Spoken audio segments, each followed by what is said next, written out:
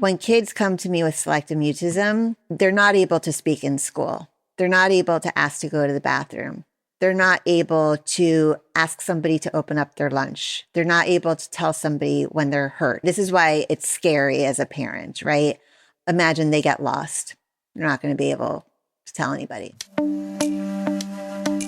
For neurodivergent kids experiencing selective or situational mutism, their silence can speak volumes. But what's really happening beneath the surface? And how can caregivers and educators support kids navigating this complex form of anxiety? Meredith Polsky, licensed clinical social worker, co-founder of Matan Incorporated, and co-author of the award-winning children's series I Have a Question, joins us to debunk myths and share strategies for understanding and affirming kids who communicate differently. That's straight ahead on episode 267. I'm Emily Kircher-Morris, and this is the Neurodiversity Podcast. What is neurodiversity? You see the world differently. Autism spectrum. Gifted. Complexities that are inherently inside. ADHD. Dysgraphia. Tourette's. All brains are different. You are exactly what this world needs. This is the Neurodiversity Podcast. Before we get started with our conversation, if you work with neurodivergent clients in your clinical practice, I want to personally invite you to a free continuing education training that I'm leading on Friday, April 25th. The Cost of Camouflage, Exploring Masking and Burnout in Neurodivergent Clients is a free 1-hour live continuing education webinar for professionals supporting neurodivergent clients of all ages. We're approved continuing education providers through the National Board of Certified Counselors. And even if you can't attend live, we'll provide a self-study version to everyone who's registered. If you've ever felt stuck when trying to help a client reconnect with their sense of self, or if you've seen the pain that comes from years of masking, this is for you. You can register at the link in the show notes or go to neurodiversity.university and click on the Therapist Hub tab. Okay, Meredith Polsky is here to talk with me right after this.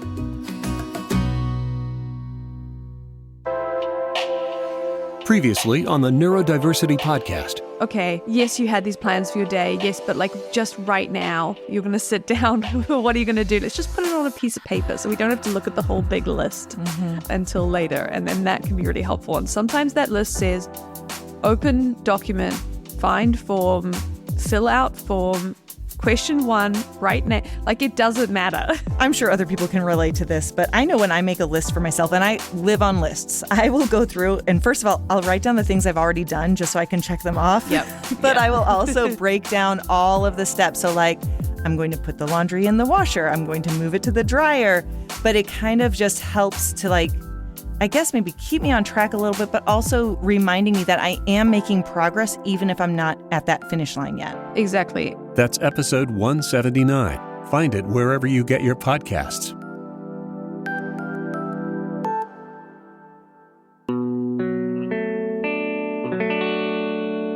Today, I'm talking with Meredith Polsky.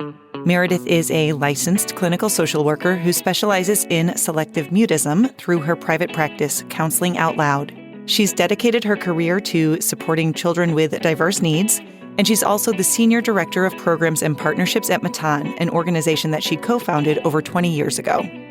Meredith is also the co-author of the award-winning children's book series, I Have a Question, designed to help all kids, both neurodivergent and not, navigate complex topics in a thoughtful and accessible way.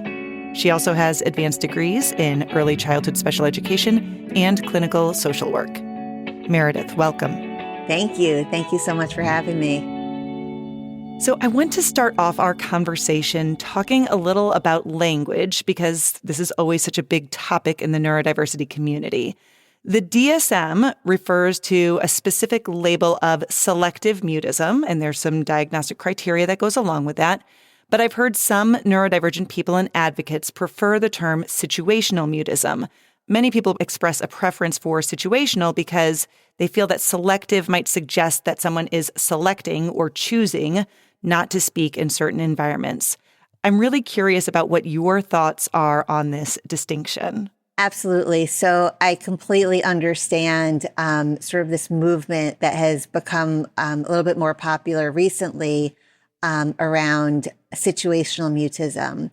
And the reason that people who experience this challenge prefer situational mutism is because they feel like the term selective implies that they're selecting when they're going to speak and when they're not going to speak. And that's really not the case. Nobody with selective mutism is choosing when they're going to speak and when they're not going to speak.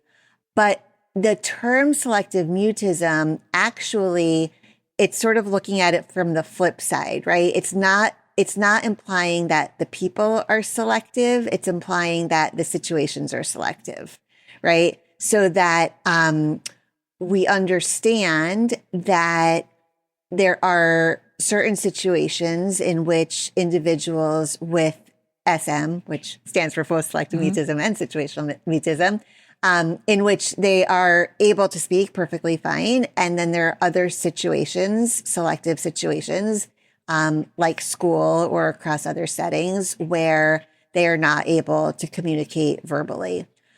Selective mutism has already gone through a couple of name changes. So initially, like dating back to the 1800s, it was referred to as aphasia voluntaria, which I think may be Latin, which I don't speak, but I can assume that voluntaria means volunteer, right? And it was later renamed in the 1930s to elective mutism. And that, I think, gave even more of a connotation that people were electing when to speak and when not to speak, which is not the case. And it wasn't until 1994 that it switched to selective mutism.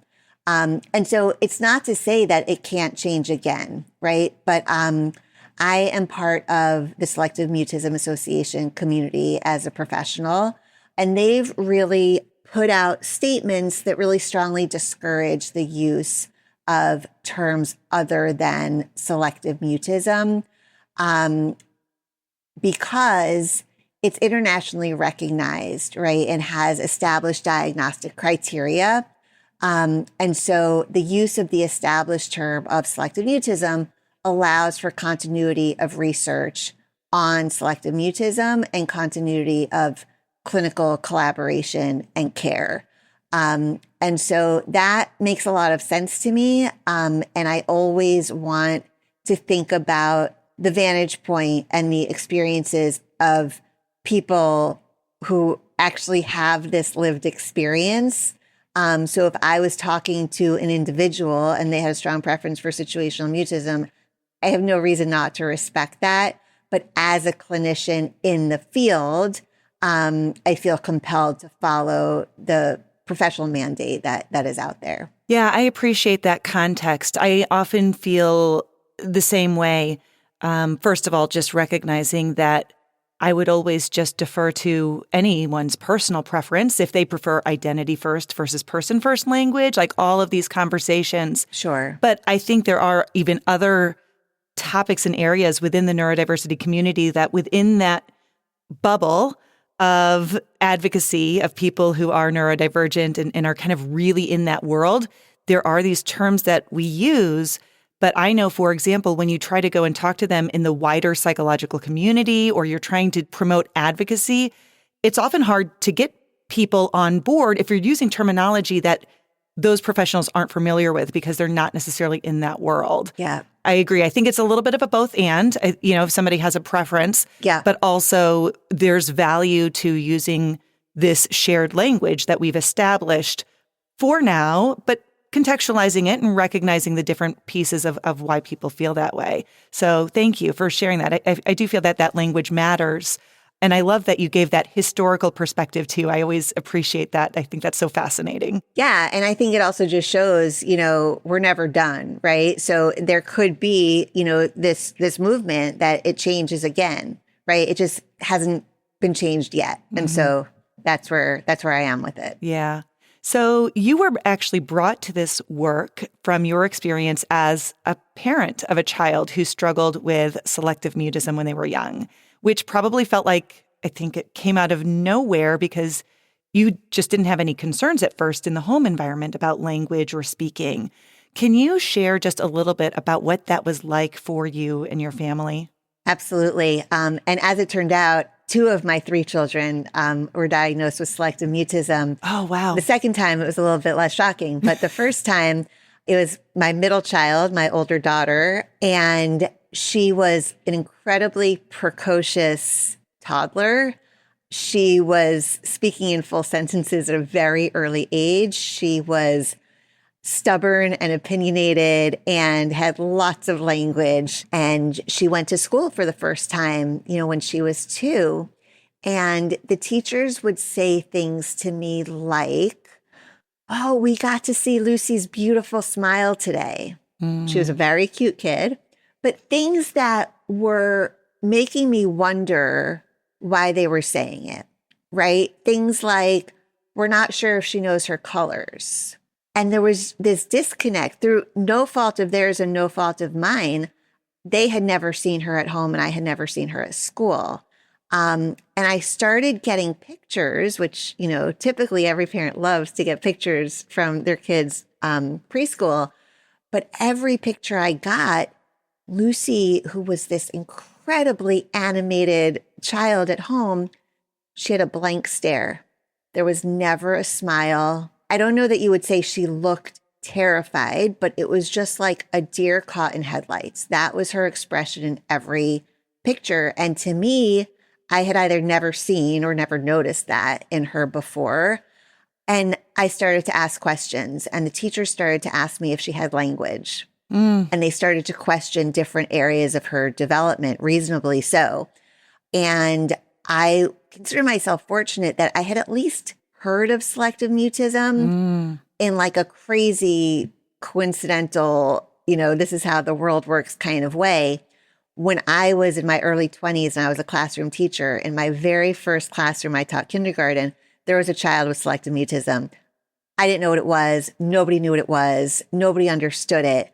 But I remembered this child, from all those years ago. And so I knew that this was something, right? I knew this was a thing.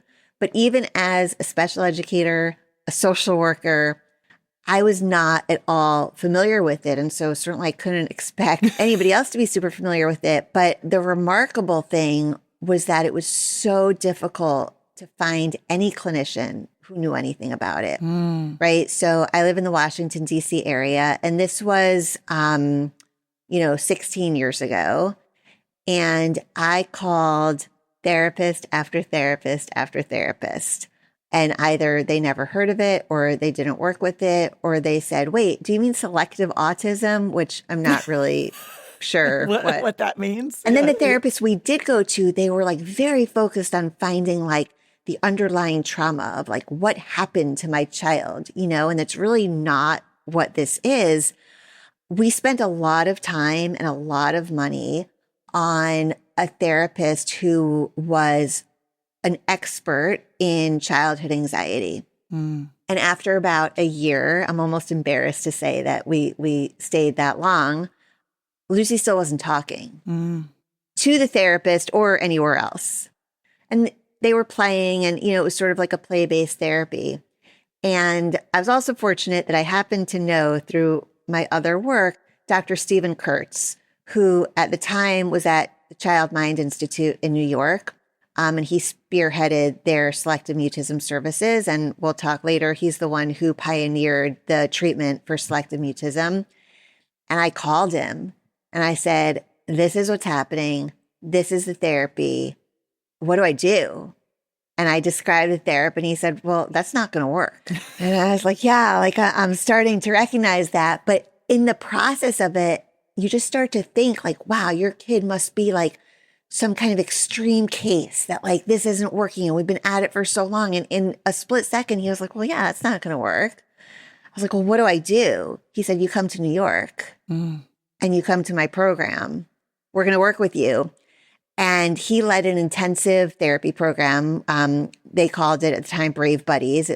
I called it talking boot camp, but it was an intensive week-long program for kids with SM.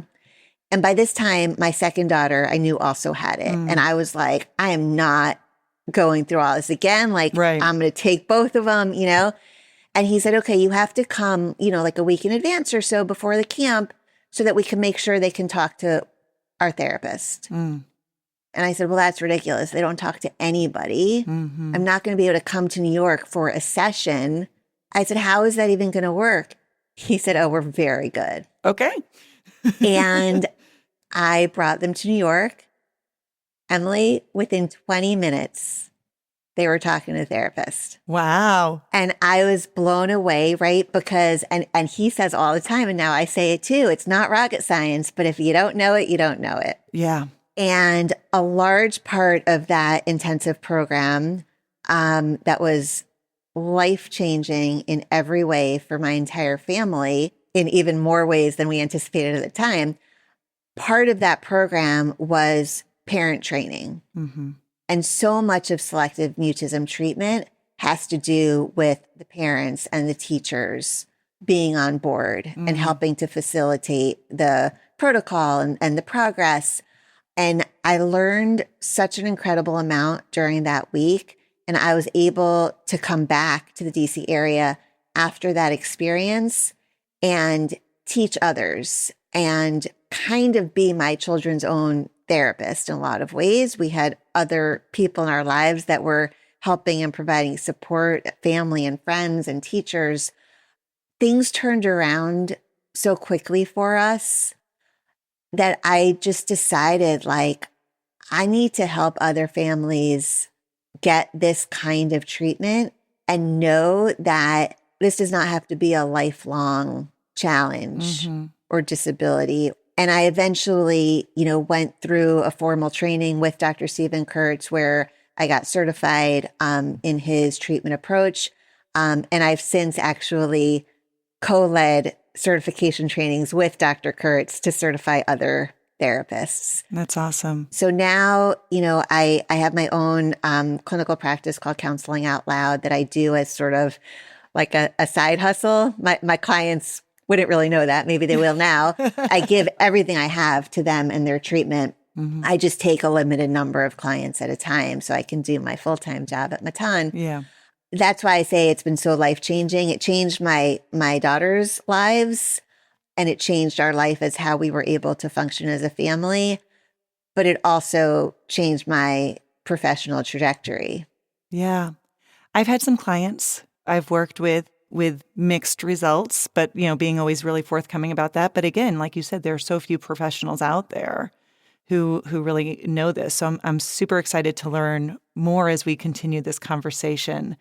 What I would love to do, if you're up for it, is there are a bunch of myths out there about selective mutism. And Yes. I just thought maybe I would share some of those with you, and maybe you can tell us, are they myths? Are they realities? Or maybe something in the middle, a little more nuanced? Does that sound good to you? Sure. Okay, first step.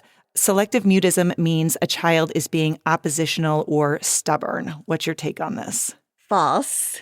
I always give the example, if you were to tell a 3 or 4-year-old, right, I want you to go to school today and I don't want you to say a word the whole day. They're not going to be able to do it, right? It's just not something that children can use as a form of control, right? Particularly young children.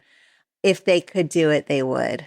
A lot of the children I've met in my own house and I've worked with do have strong personalities.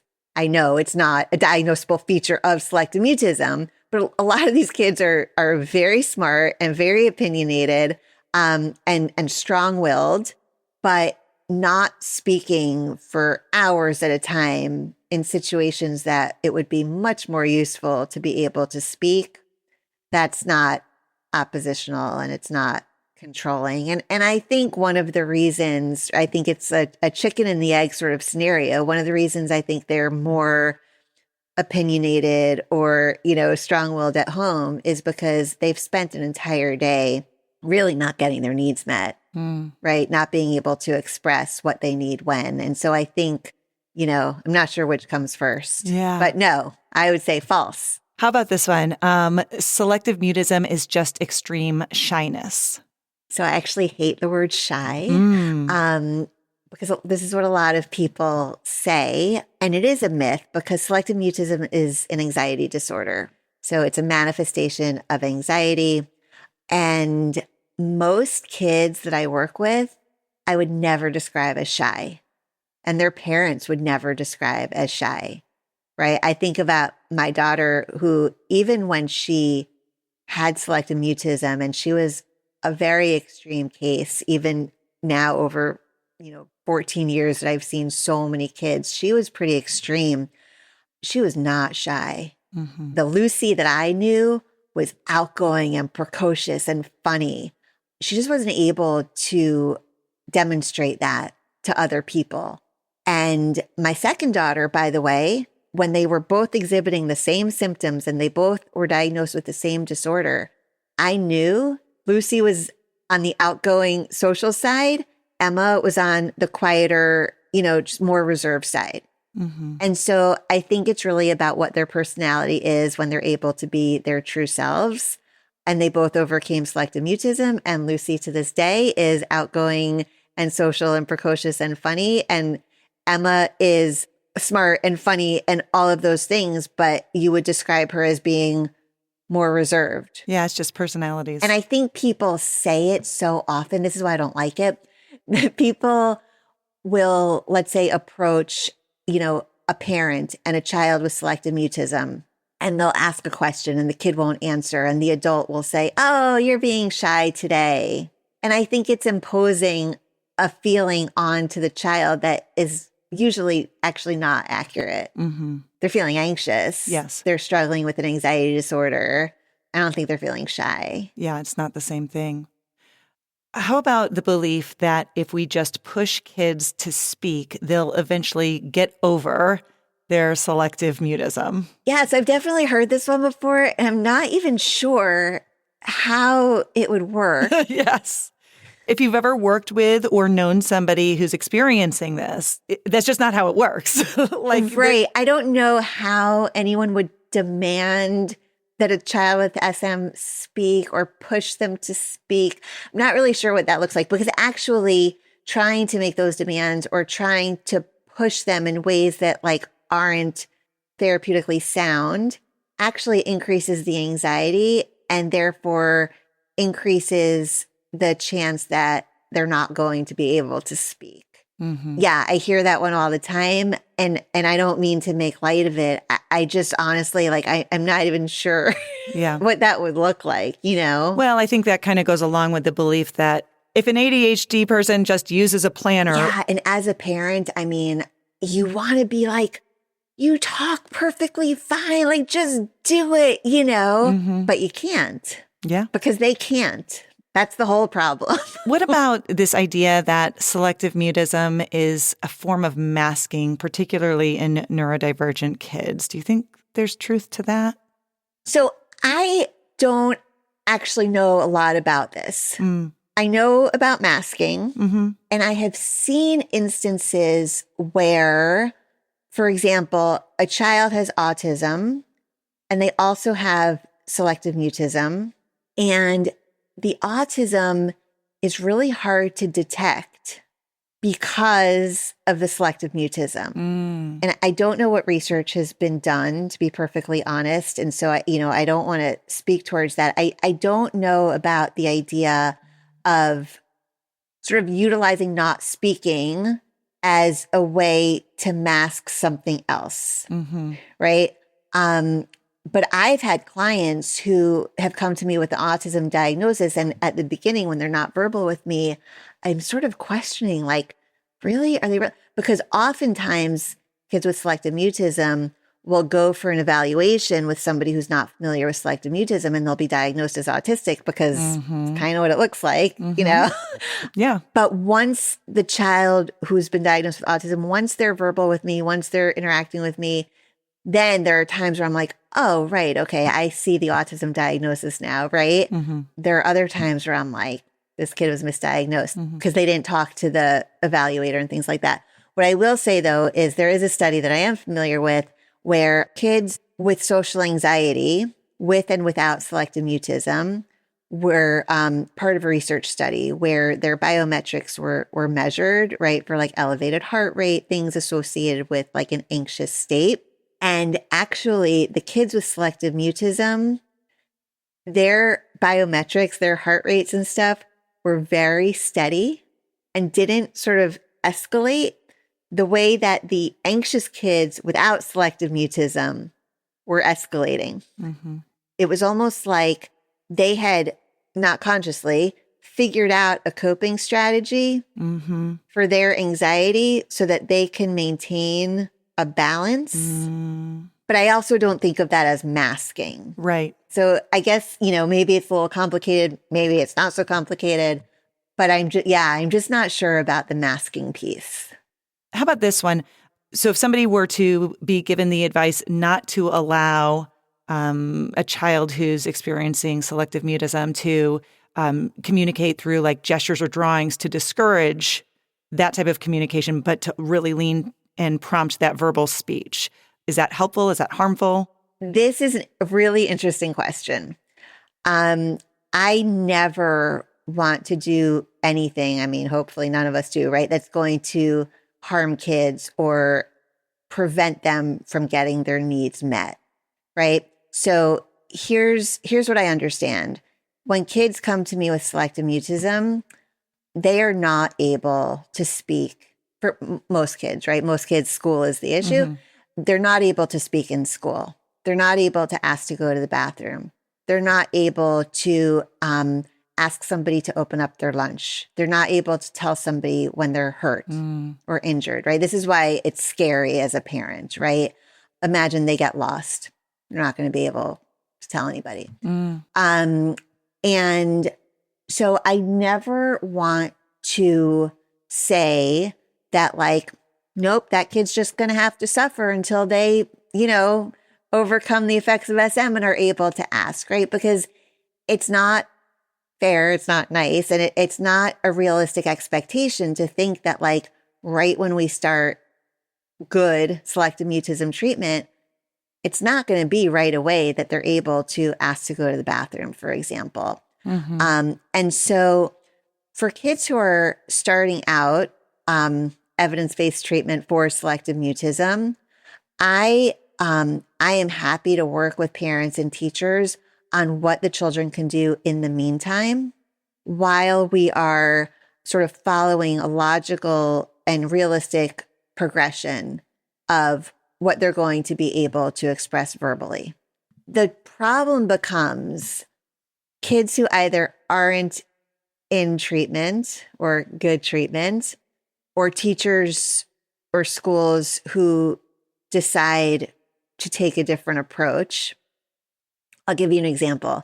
I had a client who had selective mutism, didn't speak in most spaces, and he was making so much progress with me, with his family, right, out in public, ordering ice cream, talking to kids at a playground, just like all different kinds of things. In school, still totally mute. This was a scenario where the school was not allowing me to come in to work with the child or to support the teachers, which is really the best case scenario, is to be able to be in the place where the child is not talking. Finally, at the very end of the year, they let me come in. And I went into the classroom with the child, and he went over to a shelf and he took down a communication board and he pushed a button that said hello. And then he pushed a button that said he wanted breakfast. And then he pushed a button that said he wanted more. I said, okay, I understand now. So there's a balance, right, between accommodating and enabling.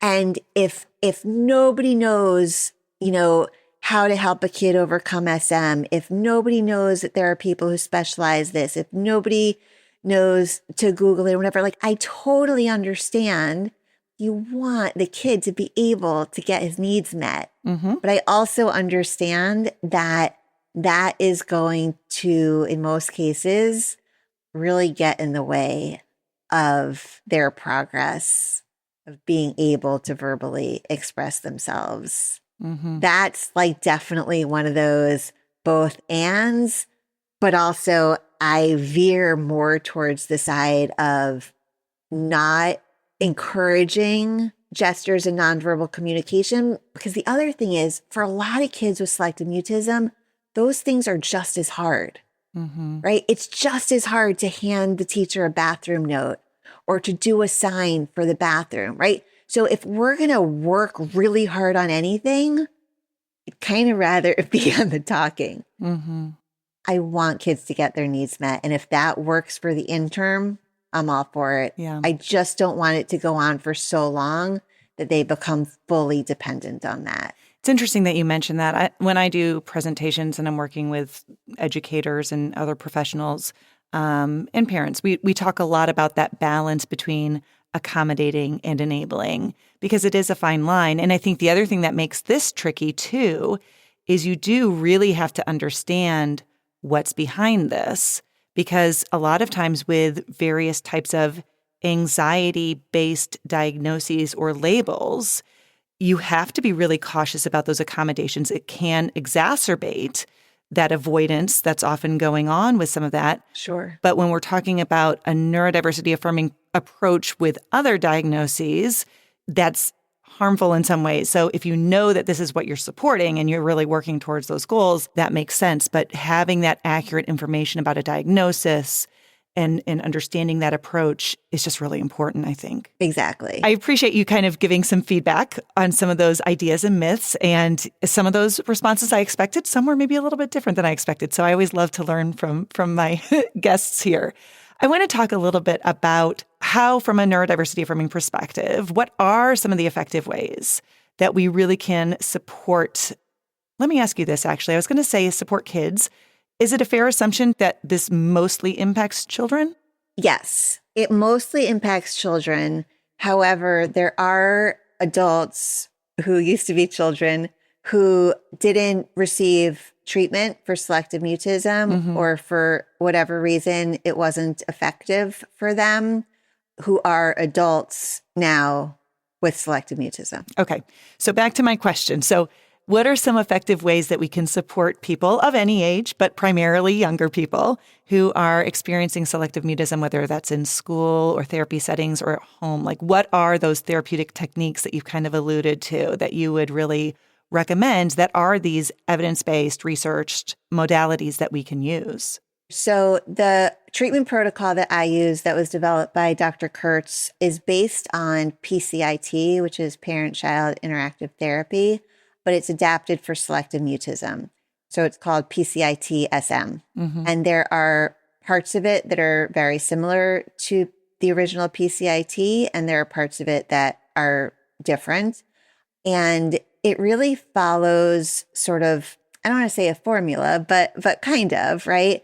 Where we start out helping parents and teachers understand how they can be interacting with the child to minimize the anxiety and to really help build up the child. So we talk about pride skills, praise, labeled praise specifically. Amazing job coming over to the carpet. Because for a lot of these kids, they're like, it's not just about talking. You know, they really freeze in a lot of different situations. It's really hard for them to transition from one thing to the other. It's hard to enter the classroom. It's hard to go from, you know, playing at a center to going to the circle time, you know? So really naming the things that they're doing that are great. You might have to find the smallest thing. Amazing job looking over at your friends at the carpet. Great. That's what they were able to do, you know, and we want to recognize that. And we want to meet each of them where they are while helping build them up towards being able to do the next thing. So the first thing is labeled praise. The second thing is reflection, right? When they do say something, to reflect it, right? It helps them understand that they were heard, they were understood, their words mattered. The third one is imitate, which just means being engaged with them, right? They're coloring, I'm going to color right there next to them. You know, they're building Legos. I'm not just going to watch them build Legos, because these are kids who kind of always feel like they're being watched, even if they're not. So if they're building Legos, I'm going to build my own Legos, right? The D is for description, which if pride were spelled differently, it would be first, because it's the most important in my mind, to describe what they're doing. Oh, you're building a really tall structure. You're putting all the squares first and then all the rectangles. Oh, wow. I love how you're putting the blue on top of the red. And it looks like you're searching for some more colors. For a kid to have that kind of attention and understanding from an adult, This is all part of what we call CDI, child-directed interaction, right? We're not demanding anything of them. We're not forcing anything upon them. We are following their lead, right? We are respecting them for where they're at. The E is for enthusiasm, which just means like showing your enjoyment of being with this child. And I ask parents to do this every day, 10 minutes a day. Have your child pick something to play, have special playtime, right? Which is very similar to PCIT originally. Parents will always say to me, but they talk to me fine at home. Why do I need to do that? You need these strategies, right? You need to be in an unfamiliar place with your kid and pull these out of your back pocket, right? Because the most important thing in this phase is don't ask any questions. No questions. Really hard for every adult I've ever met, right? Including myself. Kid walks into a classroom, teacher says, hey, how are you? How was your weekend? It's so good to see you. There's 2 questions already. Day hasn't even started that the kid was asked and hasn't answered. And so what happens is that this cycle keeps going around and around, right? Somebody asks a question, the kid avoids, somebody rescues them. They either give the answer for them or they just move on. The kid's anxiety decreases. We've like negatively reinforced this idea, right? We haven't done anything bad. We haven't done anything negative, but we've increased the likelihood that the next time a question is asked, they're not going to answer, right? Because we're like stuck in this pattern. So when I first meet a new kid, a new client with selective mutism, I cannot ask a single question. I rely solely on those CDI pride skills because the second I ask a question, if I know they have SM, I believe the parent, they're not going to answer me, right? So I can't become one of those people caught in that cycle. And this is why that therapist in New York, going back to my own kids, this is why she was able to get them to talk in 20 minutes. She didn't ask any questions. She started out with the CDI and all the pride skills, and she praised them for all the things they were doing. She described and she was in it with them and she was excited. And then she said, oh, you've used so many colors. What do you want next? Blue or yellow or something else? Yellow. Yellow. Thanks for telling me yellow. And they get stickers and they get prizes and it's really fun. And it's not like, if you do this, you'll get this. It's like whatever they're doing, that's amazing.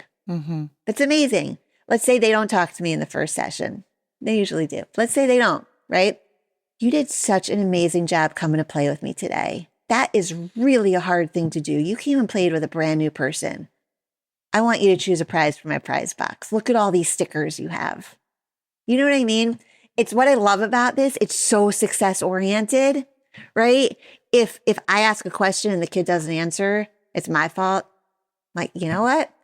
I didn't ask a good question. We didn't practice that enough. We're going to come back to that later. It's never that the kid did anything wrong.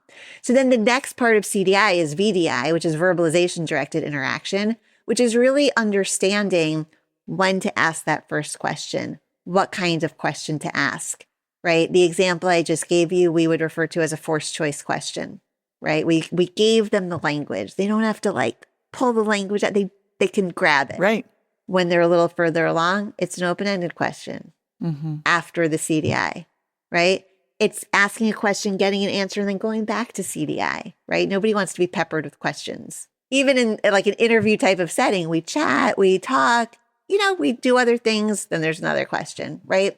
And so it's understanding the progression. It's understanding what's next for that child in a way that's not enabling. It's not letting them stay exactly where they were, but it's also not too much of a stretch. We're allowing them to experience success every single step of the way. And then it's me supporting parents on how do they do this when they go to the library, right?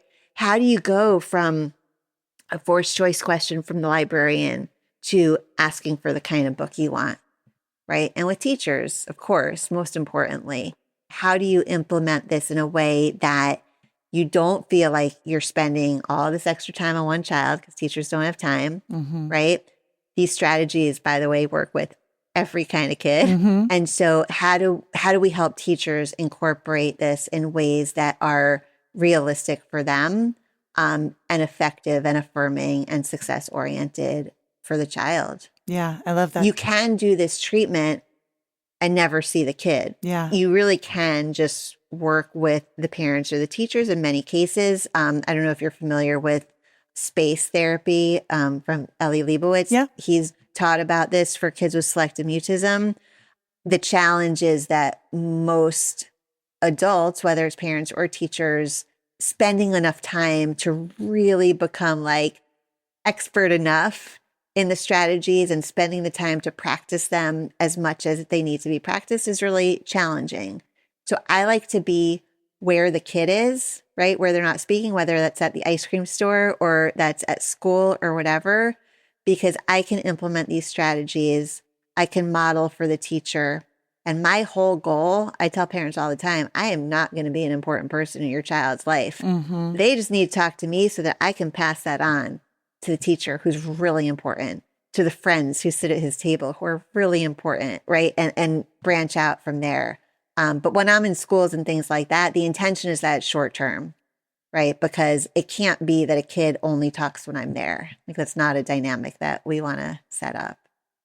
So I have learned so much from this conversation, Meredith. As we wrap up our conversation, I have one last question for you. If you were talking to an adult who is supporting someone who is struggling with selective mutism and they are just at the beginning of that journey, what suggestions or words of wisdom would you offer? What do you think you would most like them to hear? The first thing I would want them to hear is that there is a way through this, right? There's a light at the end of the tunnel. When my kids were little, I wasn't so worried. I mean, I was worried, but I wasn't so worried about them in the moment. I was really worried about what this would look like when they were 8 and 10 and 14, right? Because I didn't know. I didn't know that there's really solid treatment for this and that there would be a day where this was in the rearview mirror for us. Mm-hmm. So that would be the first thing. The second thing is, if you're able to, it's expensive, it's time consuming. If you're able to work with a therapist who specializes in selective mutism, by the way, that could be, I'm a social worker, it could be a social worker, it could be a psychologist. It could be a speech therapist who took an interest in this. It could be an occupational therapist who took an interest in this, but there has to be that SM specialty. Selective Mutism Association has a website where they have all the providers by state, by country, by language. So it's a great place to look. If that's not realistic for a family, there are so many free resources online. There's lots of ways to learn about the strategies at no cost. There are also books that really go through all of these strategies, right? And if you're somebody who can take that on and is going to be consistent and is going to, do it, you can do it. You can really do it on your own. Meredith Polsky, thank you so much for talking to me today. Thank you so much for having me. When I was an early career teacher, I had a student in my classroom who was experiencing selective mutism. She wouldn't, or I should say couldn't, speak in class. In my efforts to support her, I gently encouraged her to talk. But sometimes my encouragement would inadvertently bring her to tears. Eventually, I learned to step back and just create space for her. Over time, she began to feel safe enough to whisper directly to me at my desk. As trust grew, she soon became my shadow at recess, and she chattered away from the moment we stepped outside until we lined up again. It was such an important lesson for me about meeting students where they are, rather than trying to rush them to where we think they should be. Reflecting on that experience now, it strikes me how nuanced our understanding needs to be around anxiety-based challenges like selective mutism, and how a productive struggle about facing things that make us anxious is really important to reducing that anxiety. When I'm working with clients experiencing anxiety, my goal is clear: to help them reduce or even eliminate that anxiety. But that approach shifts when I'm supporting someone who's maybe an autistic client. My goal in that case isn't to make them not autistic. It's to help them navigate a world that wasn't built for their neurotype. That difference is subtle but powerful. And it's the foundation of being neurodiversity affirming. I'm Emily Kircher-Morris. I'll see you next time on the Neurodiversity Podcast.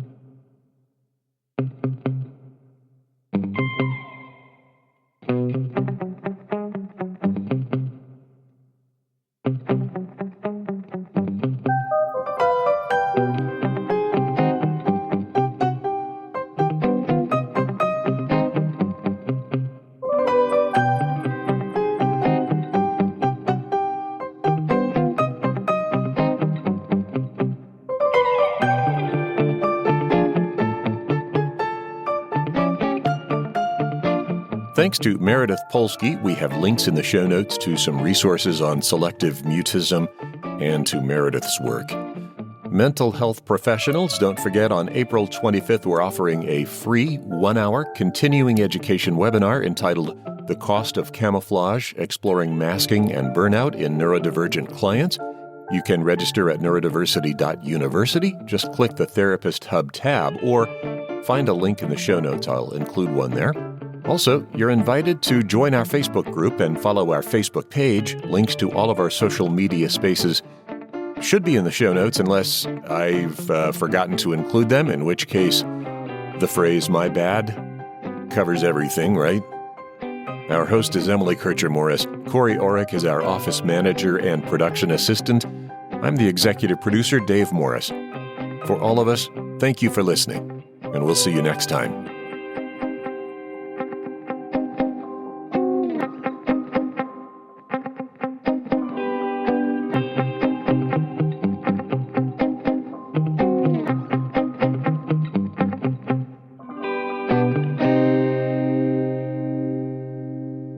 This is a service of the Neurodiversity Alliance.